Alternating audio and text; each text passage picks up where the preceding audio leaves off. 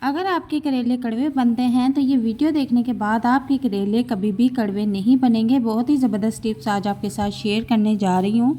तो यहाँ पर मैंने तकरीबन 1 किलो करेले ले लिए हैं और मज़े की बात कि हम इनको छीलेंगे नहीं, छिलकों समेत पकाएंगे और ये 1% तक भी कड़वे नहीं होंगे। तो इस तरह से हमने सेंटर से कटिंग करके इनको रख लेना है। बहुत ही आसानी के साथ सेंटर से कटिंग हो जाते हैं और इस तरह से आपने आराम के साथ किसी चम्मच से इनके बीज निकाल लेने हैं। तो मुझे थोड़ा सा तजर्बा है तो इसलिए मैं बहुत इजीली छुरी के साथ इनके बीज निकाल रही हूँ। तो आपने चम्मच से निकालने हैं ताकि छुरी आपके हाथों पर ना लग जाए। तो यहाँ पर देखें कि मैंने सारे करेले जो हैं वो सेंटर से साफ़ कर लिए हैं और अब हम इनको इस तरह से कटिंग कर लेंगे। कटिंग आप चाहे तो बारीक भी कर सकते हैं, आप चाहे तो मोटी भी कर सकते हैं। तो सारे करेलों को इसी तरह से कटिंग करके हम रख लेंगे। इसके बाद इसमें 1 मुट्ठी भर के हमने नमक का यूज़ करना है। 1 किलो करेले हैं तो 1 मुट्ठी नमक ऐड कर देंगे और इनको अच्छी तरह से इसमें मसाला रगड़ना शुरू कर देंगे। अच्छी तरह से आपने नमक को करेलों को मिक्स करना है और ताकि नमक जो है करेलों को अच्छी तरह से लग जाए। तो यहाँ पर आप देख सकते हैं कि करेले जो है वो नरम हो चुके हैं और इनको इस तरह से दबा के किसी दूसरी प्लेट में निकाल के रख लेंगे ताकि इनका जो कड़वा पानी है वो सारा निकल जाए। आप चाहें तो ये तरीका दोबारा भी कर सकती हैं ताकि एक एक कतरा कड़वे पानी का निकल जाए। तो आप यहाँ पर देख सकते हैं कि जो इसके अंदर कड़वाहट थी वो तकरीबन निकल चुकी है। तो एक स्टेप तो इसका कंप्लीट हो चुका है। अब हम इसको इसी तरह परात में फैला के धूप में पूरे 1 घंटे के लिए रख देंगे।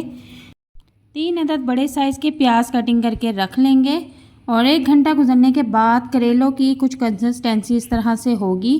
और अब हम इनको अच्छी तरह से वॉश कर लेंगे और वॉश करने के बाद टोकरी में खुशक कर लेंगे ताकि पानी का एक कतरा ना रहे। दूसरी तरफ मैंने एक पैन लिया है, उसमें तकरीबन 1 पाव के करीब घी ऐड कर दिया है। घी को अच्छी तरह से गर्म कर लेंगे और गर्म करने के बाद इसमें हम करेलों को फ्राई कर लेंगे। तो फ्राई हमने बिल्कुल नॉर्मल फ्लेम पे करना है और ज़्यादा इनको ब्राउन नहीं करना, लाइट सा गोल्डन करना है और हमने इनको ज़्यादा क्रिस्पी भी नहीं करना, बस लाइट सा हमने इनको सौते करना है। आप देख सकते हैं कि यहाँ पर गोल्डन कलर आ चुका है और अब हम इसको किसी प्लेट में निकाल लेंगे। अगर आपके करेले ज़्यादा हैं तो आप 2 स्टेप में इनको फ्राई कर लें। तो यहाँ पर देखें कि मैंने सारे करेले निकाल लिए हैं। अब उसी घी में हम प्याज जो कटिंग करके रखे हुए थे इनको भी वॉश कर लिया था और इनको भी अब हम लाइट सा सौते कर लेंगे। हमने इनको ब्राउन नहीं करना, ना ही गोल्डन करना है, जस्ट इनको लाइट सा हम सौते कर लेंगे, नरम कर लेंगे। इसके बाद यहाँ पर एक किसी खुले बर्तन में मैं करेले निकाल लूँगी और यहाँ मैंने कुछ मसाला रेडी किया है।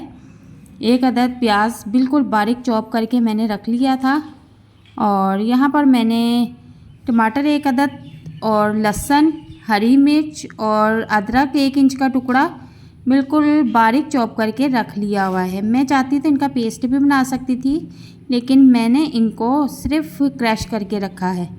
और अब इसके बाद यहाँ पर देख सकते हैं कि प्याज जो हैं हमारे वो लाइट से सौते हो चुके हैं और अब हम इनको भी निकाल लेंगे और किसी खुले बर्तन में जो हमने करेले निकाले थे उनके ऊपर ही इनको भी फैला देंगे।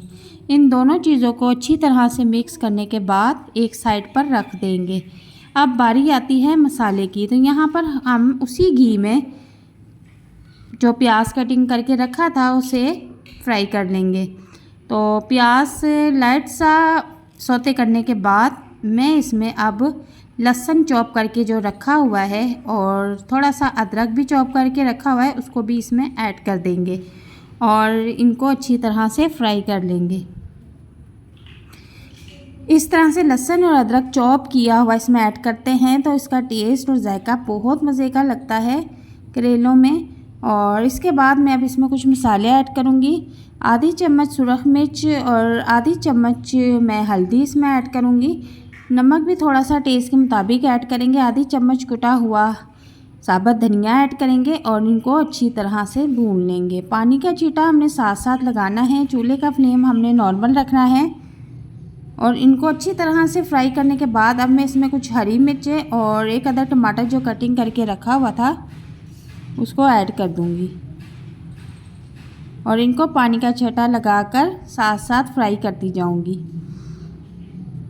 चूल्हे का फ्लेम याद रहे हमने यहाँ पर बिल्कुल नॉर्मल रखना है।